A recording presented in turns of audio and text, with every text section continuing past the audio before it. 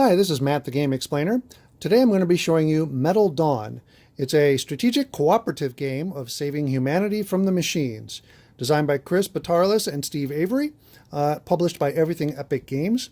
It takes roughly 60 to 90 minutes, maybe up to 2 hours to play. It's for 1 to 4 players with the base game, or 1 to 6 players if you have the Tech War expansion. Now, while I do have the both the base game and the Tech War expansion, I'm only going to be showing you components here from the base game.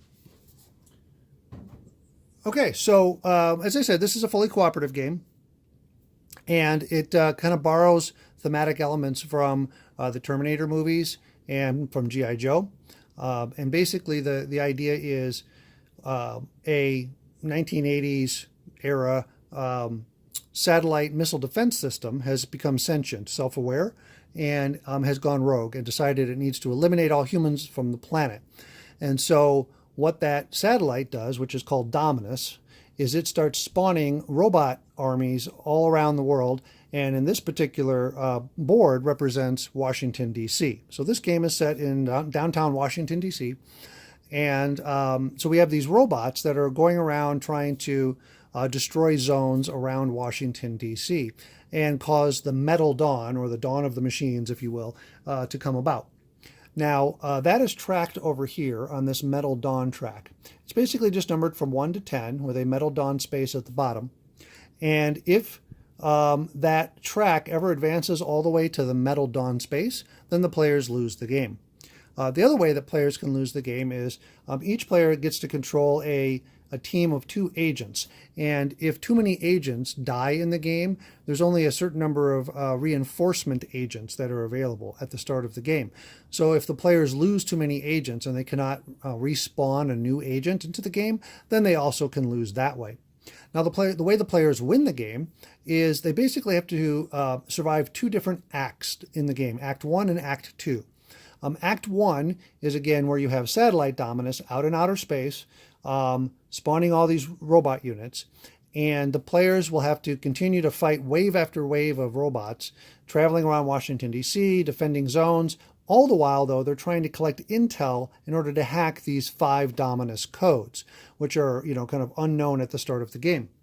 Once the players have collectively and successfully hacked all 5 codes, then the game progresses to Act 2, and that's where, for the most part, no more robot units spawn, because satellite Dominus has now come down to Earth as Robot Dominus, which looks like this. And so Robot Dominus then takes over, and he starts walking and rampaging around Washington, D.C., driven by this deck of cards here. And in the meantime, and he's going to have a certain amount of life, depending on how many players are playing the game. In a 4-player game like I have set up here, he's going to start right there at 32 life. So you're going to track Dominus's health over here on this board, Robot Dominus, in Act 2 of the game. And basically the players are trying to continue to defend the zones, while all the while collectively attacking Dominus and dealing enough damage to kill him. So if the players can reduce Robot Dominus's health down to 0, then they win the game. Now, let me kind of show you here, what each player is going to be in control of during the game. And there's actually quite a bit to take in this game. You have a lot of options every turn. Each player will get one of these kind of player mats here. Let me show you that closer. So this is your division mat for your player. You're going to get a division card that goes in the middle, and there's lots of different divisions in the game. For example, you might be, the intelligence division, or black ops, okay, or medical, or even like covert ops, and there's several others, as you can see down here in the video. So each player is dealt a random division card during the game, okay, and they put it here. Each player is also dealt 2 random agent cards, okay, and you can so you can see like the different agent cards there. Let me show you an example of one of those a little up close. Okay, so this is Nomad, and Nomad, each agent has, of course, a special ability, a certain amount of health that they have.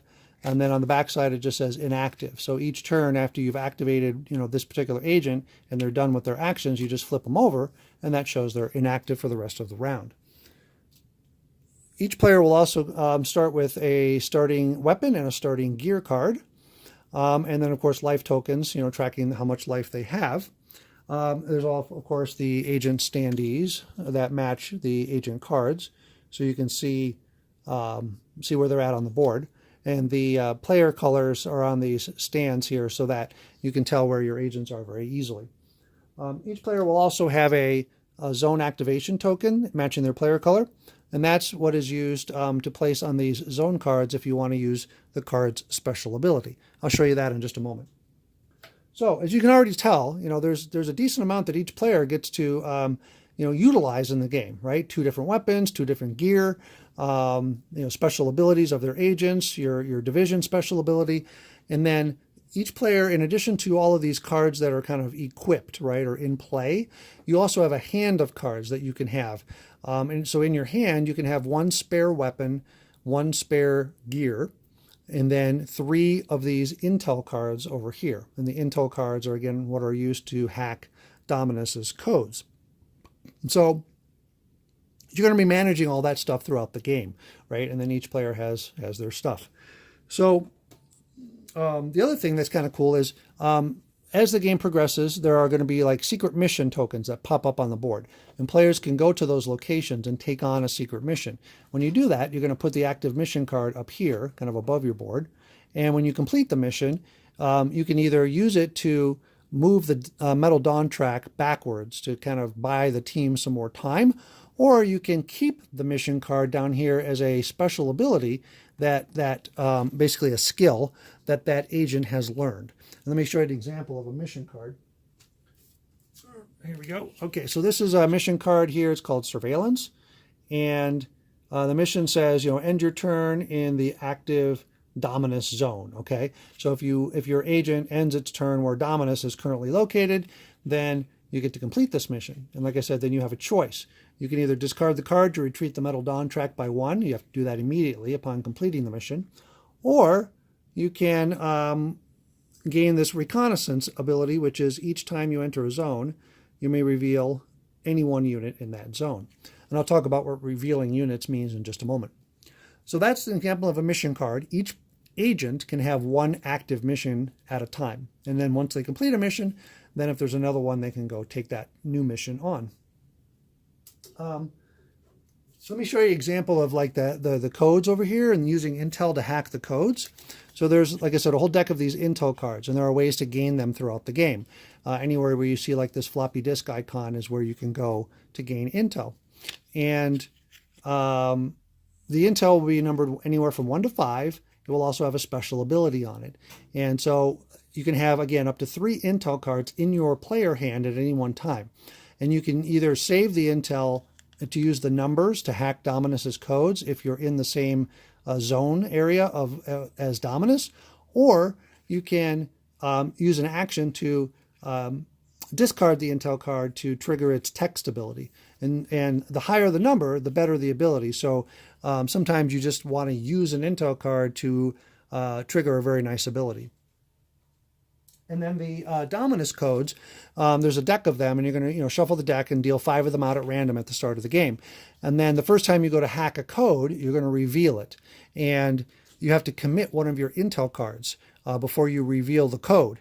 And if your Intel card is equal to or higher than the code card, then you've hacked the code. But you also have to read the special instructions on the code card. For example, like this one's called Lethal Response. So it's a 4. So as long as you spent at least an Intel card worth 4, then you would have hacked this. But it says if the hacking attempt fails, each agent in the active Dominus zone suffers 3 damage. Now, let's say, for example, you committed a Intel card numbered 3, and then you flipped this code over, and you're like, oh, wait, my 3 is lower than 4. Well, you didn't automatically fail, because as long as you have additional Intel cards in your hand, you can commit as many additional Intel cards as you want in order to equal or exceed the value of the code. Okay. Now, some of the other ones would be like this one, cut transmission. It's a 6. And it says if this hacking attempt succeeds, retreat the Metal Dawn track by 1. So it would allow you to move, again, the Metal Dawn token back by 1 if you successfully hack this number 6 code. So there's a lot of variability in the codes. You know, they can go anywhere from 1 to 8. There's even one that's numbered like X in it. You have to kind of draw some additional cards to determine the strength. So it's quite a lot of variability in terms of the codes there. It's quite interesting. Now, in terms of the enemies that you're going to find on the board, the robot army, Dominus has 4 different types of robots that he can spawn throughout the game. The first is called a drone. Okay, these are the easiest to kill. They always have a strength of 1, and sometimes they'll have special abilities or give you special bonuses when they're defeated. For example, this one, if you can see it, it has a gear icon, and so when you defeat this drone, you get to draw a gear card for free. Okay, now the way that these things work, let me grab one from the board and I'll show you, is at the beginning of the game, when you're doing the setup, you're going to grab a certain number of each enemy and you're going to stick them in these stands, okay, like this. And then the stand will cover the strength of the enemy. So you don't really know the first time you attack a particular enemy unit how much damage you have to inflict in order to destroy that enemy. So the first time you attack an unrevealed unit, you're going to reveal it by sliding the stand over. Okay, and then that will tell you, for example, this exterminator unit has a strength of 3. So as long as your weapon that you used, your total amount of damage that you can deal is at least 3, then you automatically destroy the unit. But if you didn't deal at least 3, then the unit goes back on the board, but remains revealed. So now a future attack on that unit can be guaranteed successful as long as you're dealing enough damage. But some of the units will have other special icons on them that might trigger special abilities, like not allowing any agents to enter or leave that zone of the board until that unit is destroyed. Or some of the drones, for example, have an icon that will tell you that the drone self-destructs when it's revealed, dealing 1 damage to all the agents that might be in that zone with that particular drone. All of those unit icons are listed on these handy reference cards that all the players can have. And then it also has a little chart here showing you, how much damage that the enemies deal during the enemy phase and how much defense that those enemies normally have. On the back side, there's also another list of all of the different icons you'll see on, cards and tokens and things like that. So it's a pretty nice, handy reference. So the other units that you might face during the game, there's these soldiers here, okay, and soldiers are the next strongest unit above drones, and again they can have special icons and a certain amount of strength. Then you have these cyborg units, okay, very Terminator-esque, right? And then finally you have these exterminators, and these are typically the strongest units. They can go up to a defense value of 5. So those are the 4 different types of enemies that you're going to see in the game, and there's only so many of each type that are available, kind of in this pool over here at the start of the game. Now, if at any time when spawning additional enemies on the board, if you run out of exterminator units, which are the toughest ones, and you need to spawn more units and you can't spawn any, then that causes Dominus to kind of reinforce himself, and he will bring all of the previously killed units back into the pool of available units. So as you kill units, you normally just set them aside, okay? And then, like I said, when you can't spawn an exterminator unit anymore because they're all gone, then you bring all of the units back into the pool and you advance the Metal Dawn track 2 spaces. So that's kind of representing that the players are taking too long to hack Dominus's codes in Act 1, and Dominus is, the Metal Dawn is advancing, right? You can only keep this army of robots at bay for so long. So the players can't dilly-dally too much during Act 1. They have to continue to try to hack these codes while they're, again, trying to work to defend the zones of the board. All right, so let me talk a little bit more about the layout of the board. As you can see, there's, it goes 3 by 4. So there's 12 what are called zones on the board. Each zone has a card on it, a zone card, and then each zone has 4 circular location spots where you can place your agents and where enemy units can be placed. And let me show you some examples of those location cards. There are 16 locations in the game, or sorry, 26 location cards in the game, but you only use, again, 12 of them in any one play of the game. So there's a lot of variability in terms of which location cards will be available each time you sit down to play the game. There's actually just a huge amount of variability in this game overall. Obviously, you're going to play with different agents. You'll have different division cards, different abilities, different weapons, different gear, different locations. The enemies will spawn in different ways. So there's a huge amount of variability from play to play here. But here's an example of a zone card. This is the Washington Monument. Each zone will have a special unique ability on it that can be triggered by players during the game. And then again, these 4 yellow spots here will line up with those circular location spots. So when you place the card down, as you can see, these icons are going to line up with those 4 spots around the zone card. And some of those spots will have icons. Okay, so these are called location abilities. And if you move your agent, okay, to a particular location, let's say this guy, lady moved here. I don't know if you can see it, but that location zone location, sorry, has a gear icon. So by moving there, I would immediately trigger that icon, and I would get to draw a gear card from the gear deck.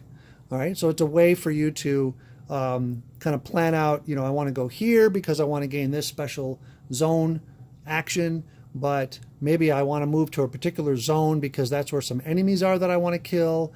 But my weapon only has a certain range, so I can only attack enemies from so far away. So I have to be here and I can't go there, but maybe somebody else is there. Like I said, there's a huge amount of discussion and decisions to be made by the players as a group each round of the game to determine how to keep the wave after wave of robots at bay while they're, again, working to hack the codes. And again, you can normally only hack a Dominus code if you're in the same zone as the Dominus satellite figure. So that's going to move around each round of the game as well. So you have to kind of chase Dominus around and use your intel to hack his codes. So there's besides the Washington Monument, you've got like the abandoned building, you've got Lincoln Memorial, there's a bunker, and there's a whole bunch of other cards, like I said, that come in the game, those zone location cards. And so what you do is you deal 12 out at the beginning of the game, and then you're going to flip a certain number of them face down, like what's shown here. These represent destroyed zones. And what that really does, it's just scaling based on the number of players. So in a 4-player game, you're going to have 3 destroyed zones. You deal all 12 cards face up, and then the players collectively decide which 3 cards that they don't want to have in play, and they just flip those over. If you're playing, let's say, a 2-player game, then you would flip over 5 of the 12 zone cards and only play with 7 active zones. So that's kind of how that works. And then, like I said, each round of the game in Act 1 is divided into the Agents phase and then the Dominus phase. And so again, in the Agents phase, the players will collectively decide to pick a start player. Let's say it was this player here, and they would take one of their 2 agents and take that agent's turn. And then it would go to the clockwise player. They would have one of their agents take a turn, and then so on and so on. So you go around the table twice until all the players' agents have taken their turns. And then the Dominus phase would happen, and that's where, again, the Metal Dawn track advances 1 space. Any remaining robot units on the board will attack their zones. And then additional satellite Dominus cards will be drawn to spawn more units out onto the board for the next round, and also to trigger special effects and determine where satellite Dominus is going to end up at the end of the round. So there's a lot going on, but on an agents phase, here's what they're going to do. Each agent gets to have 2 standard actions, and then they can also trigger as many free actions as they are entitled to. Standard actions are basically, there's 4 of them, and they're listed here again on this reference card. It's very small text, but basically the standard actions available are to move, attack, use intel, or hack. Okay, so move is very simple. Again, you can move from anywhere on the board to anywhere on the board, as long as the location that you're moving to is open, so it can't have any enemies in it or any other agents. And remember, a location is one of the 4 circular spots around the zone card. So, for example, this agent here, if it was their turn and that agent wanted to move, they could move, for example, over to here.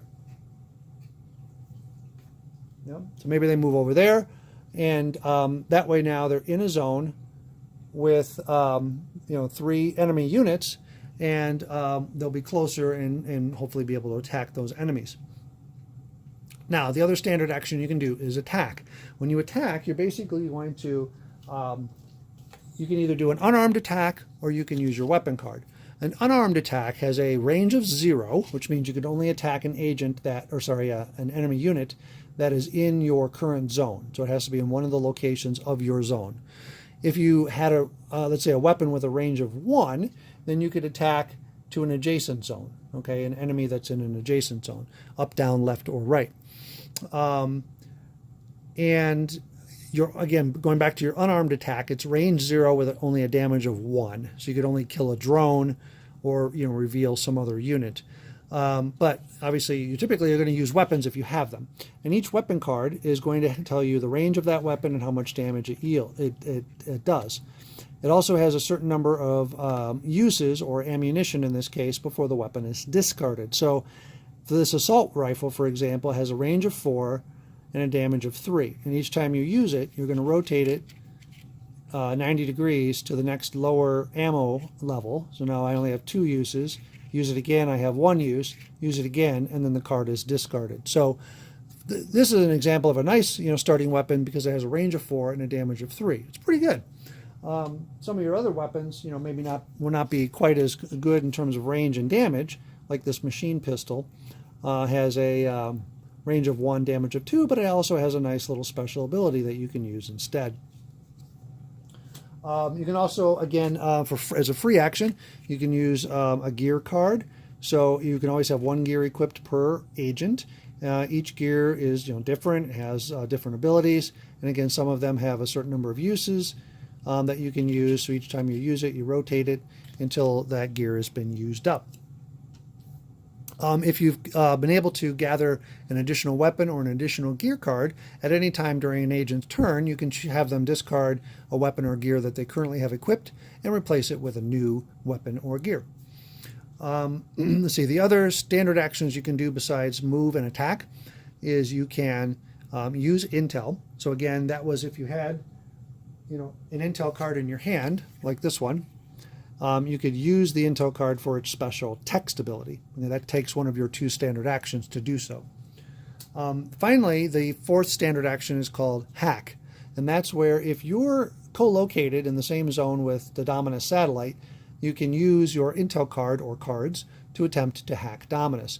And so again, that's where I mentioned before, you would commit one of your intel cards, reveal one of the remaining code cards, or try to hack an existing already revealed code card, and then as long as your intel that you've committed is equal to or exceeds the code value card, then you've hacked the code.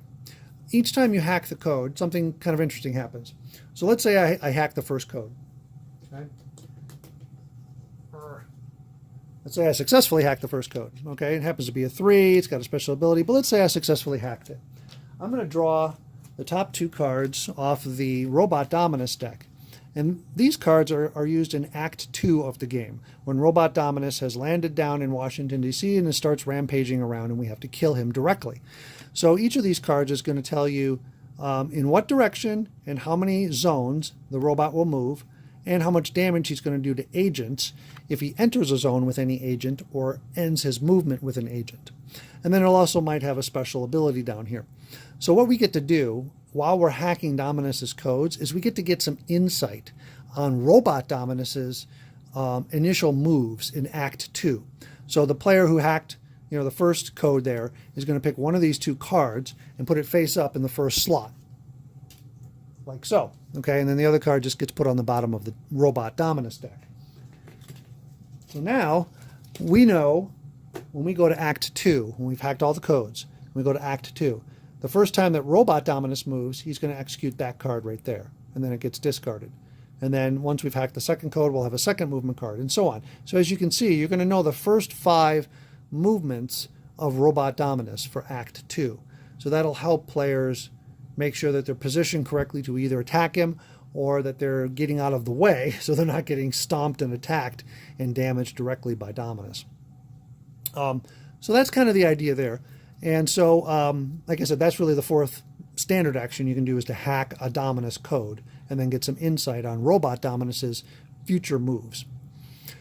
And so in addition to some of the free actions I talked about, which is like, re-equipping your agent or using a gear, you can also, as a free action, use your division ability. You can also, as a free action, typically use your agent's ability. Another, kind of free action, if you will, or free bonus that you trigger is every time you move to a location that has an icon next to it, you trigger that icon. So that's free. And then, like I mentioned, the other thing you can do that's a free action is to trigger a zone ability. So, let's say, for example, the bunker ability, the bunker zone card was in the game, and I moved one of my agents to one of the locations around the bunker. Then I could, by spending my zone activation token for the round, putting it on the card like this, I would trigger this zone ability, which says activate. Draw the top 3 weapon cards, choose one to keep, and discard the rest. Okay, so that's, you're digging for a really nice weapon. Now, if a location, a zone card, has the a player's token on it already, then no other player can activate that zone ability for the rest of the round. And then, of course, at the end of the round, all players will take their token back, and that'll free up those zone abilities for the next round. Okay, so as you can see, there's a heck of a lot to think about in this game. Lots of abilities available to all the players. Each round, there's going to be a whole bunch of new enemies populated on the board. So it's going to be a whole new kind of challenge every round to figure out who's going to go where, who's going to try and kill which enemies, and try to keep Washington, D.C. safe long enough to hack all the codes and then kill Dominus in his robot form. Now, after all the agents have taken their actions, right, then we move to the Dominus phase in Act 1. And in the Dominus phase, like I said, 3 things happen. You advance the Metal Dawn track 1 space. And as long as it hasn't advanced to the Metal Dawn space, then you keep going. And then, starting in Zone 1, if there are any enemy units, they'll attack the zone that they're in.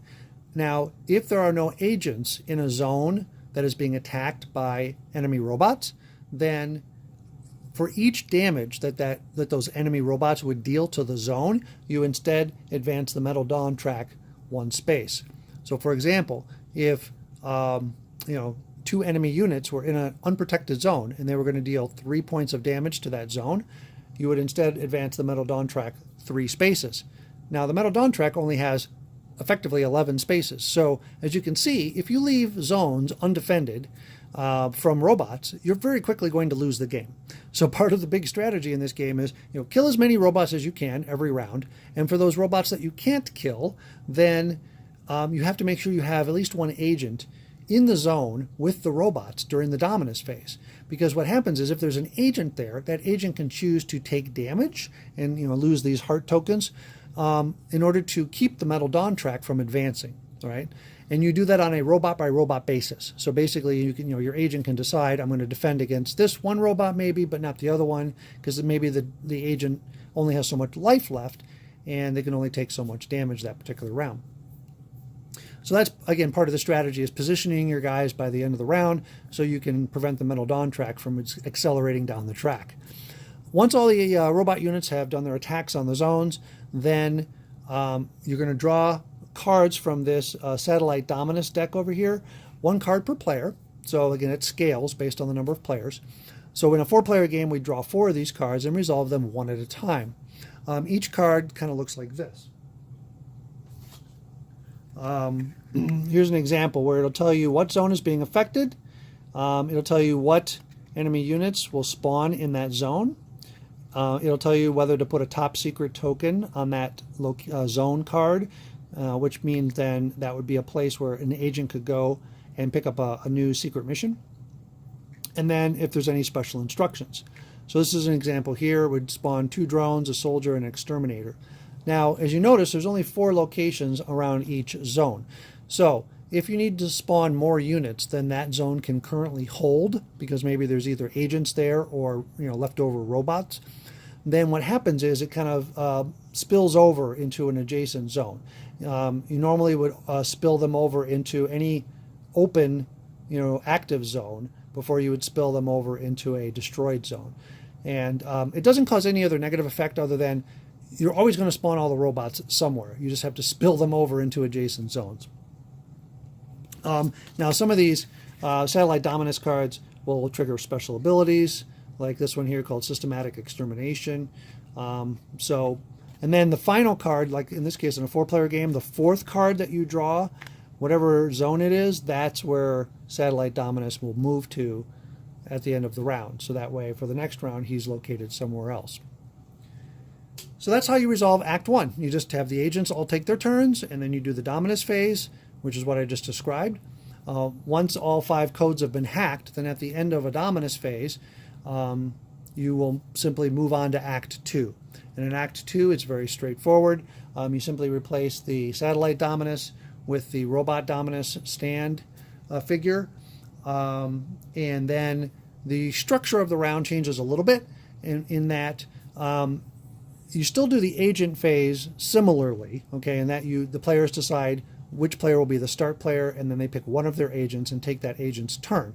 But once an agent's turn is complete in Act 2, then Robot Dominus is going to move. Okay, so you'll trigger the next available Robot Dominus card. So after each agent goes, then Robot Dominus goes. So it's like agent, Robot Dominus. Second agent, Robot Dominus. Third agent, Robot Dominus, and so on. And so you really have to kind of, at least for these first 5 cards, kind of look ahead and say, plot out the path of Robot Dominus and make sure you don't have too many agents getting attacked directly, because those agents can lose their health pretty quickly. Most of your agents have anywhere from 5 to 7 health to start the game. There are ways to heal, of course, but Robot Dominus can deal a lot of damage to the agents if you're not careful. There'll also, of course, still be a board full of robots at the very beginning of Act 2, because you just spawned a whole bunch of them during the last round of Act 1. And so even though not a lot of additional robots will spawn in Act 2, going into Act 2, you're still going to have a board full of enemies, and you're going to have to kind of balance, again, killing and protecting the zones from those enemies with trying to run down and directly kill Robot Dominus. So that's basically the game. There's a heck of a lot going on. I know I probably didn't explain that very well because it's pretty involved, but it really isn't all that complex once you get into it. The other thing that is provided with the Tech War expansion, which is kind of like the expanded version of the game. Not only does it come with the ability to support up to 6 players, but it also comes with a bunch of additional cards, more weapons, more gear, more intel, more missions, more agents, etc. But it also comes with a slightly different way that you can play it. It's a semi-cooperative mode where, again, the players are all still collectively trying to destroy Dominus, but while they're doing that, they're also trying to complete missions.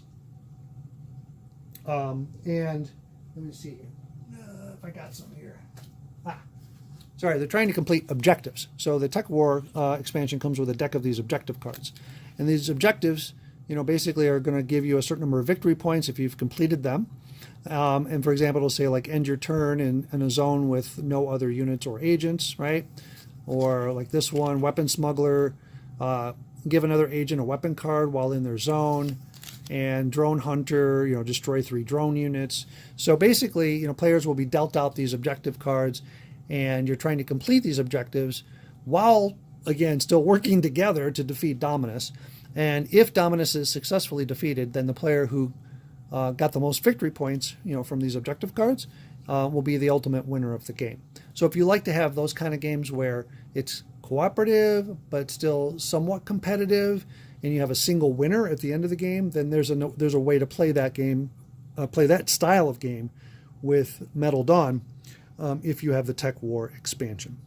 But the base game, like I said, which is pretty much what I'm just showing you here, is completely, fully cooperative. All right, so again, that is Metal Dawn by Everything Epic Games, and thanks for watching.